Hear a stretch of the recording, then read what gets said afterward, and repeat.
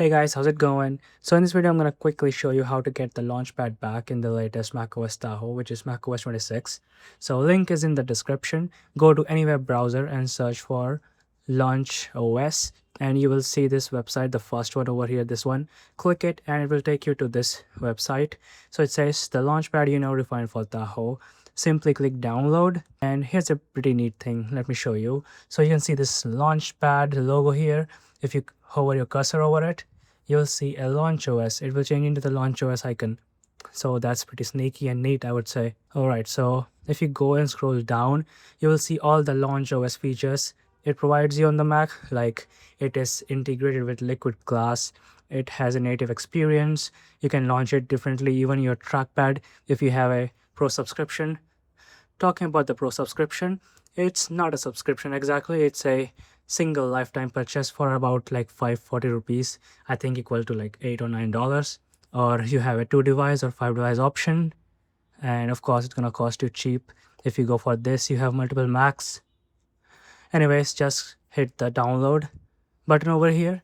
Once it's downloaded, simply just go ahead and click the file, the DMG file, drag the LaunchOS icon into the application and give it a couple seconds. It will install it. So once it's installed, you will find it here in the new Launchpad. Simply click it and bam, there is your old Launchpad with the liquid glass, hate it or like it, in the new macOS Tahoe 26. And this works exactly the same, looks exactly the same as how it looked before the Tahoe update. You also get the search, you can create folders, and of course it's integrated with liquid glass, so you get that new look. What you can do more is, you can just simply go to these 3 dots. Let me show you. These 3 dots, you can simply click it and get more options and features.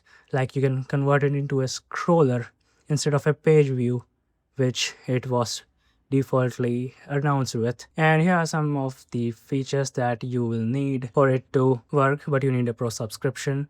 I mean, sorry, why do I keep saying subscription? You need to purchase it. Once you install it for the very first time, you will see a pop-up where you will need to open it.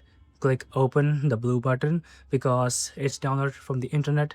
And yeah, so after that you will hit continue and it will ask you to set up a hotkey, which is the default hotkeys, option plus space. But if you have that set up already for something else, you can of course choose whatever you like. I'm going with the default one, option space. So every time you hit option space, you will always go inside the Launchpad, the old one, and just keep using it like you did before Tahoe. And the best thing about is, if you just see this empty space over here, if you click it, it goes back to the home screen, just like the old one behaved. So the best thing about is, it doesn't just show up like an application, like any third-party launcher you download it on the Androids and iOSs. So it just doesn't show, like you can see the app is open, but it doesn't show here. Neither it shows if I go to the mission control, it won't show any application such as the LaunchOS open. And even if you go to the force quit app, like after hitting escape option command, it won't show it even here. So it can give you a pretty close true experience of having the old Launchpad on the newest Mac and newest OS. But you will see it always on the status bar here. So this logo over here, you can see it is for the LaunchOS. So you can always just click it to open it, or right click it with 2 fingers to quit it, or see settings. So if you go to the settings, you can here set up your hotkey. You can see what are the pro features they give. Like you can also access hot corners. You can also access it like with the trackpad, the 4-finger swipe in and out.